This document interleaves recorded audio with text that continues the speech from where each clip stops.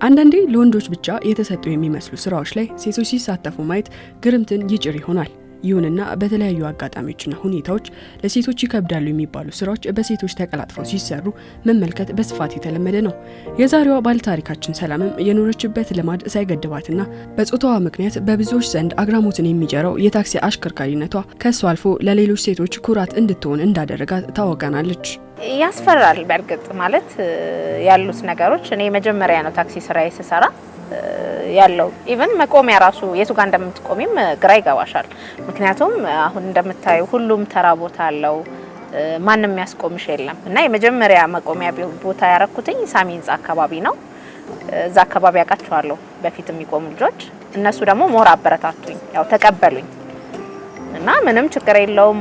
ኢቭን ሂሳብም አላቅም እነሱ ናቸው እየለመድኩኝ ሲሄድ ከዚህ እዚህ ድረስ እዚህ ነው ይሄን ያለው የሚሄደው እያለው ከዛ ያው ተለመደ። ሴት በመሆኔ ሲያዩኝ ሞር ኮምፎርታብል ናቸው ሴቶች፣ ስፔሻሊ ሙስሊም ሴቶች እና ሴቶች በጣም ከምነግርሽ በላይ ደስተኞች ናቸው።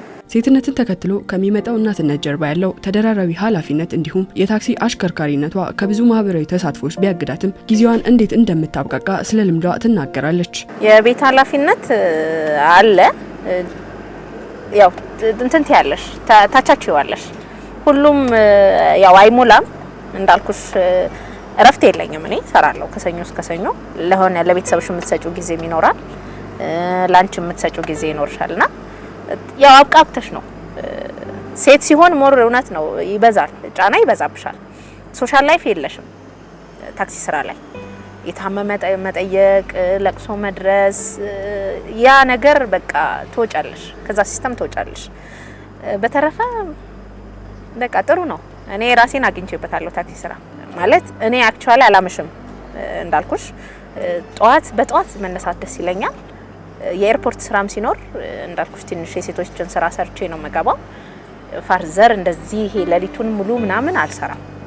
ደንበኛ ካለኝ አሉኝ፣ ፓይለት ደንበኞች አሉኝ፣ ሆስተስ ደንበኞች አሉኝ። እነሱ ኮንፈርም ካረጉኝ የእነሱን ስራ ብቻ ሰርቼ ለመግባት ወደ ቤት እንጂ መንገድ ላይ አሁን እነሱን አድርሼ ስመለስ መንገድ ላይ ቢያስቆሙኝ አልቆምም።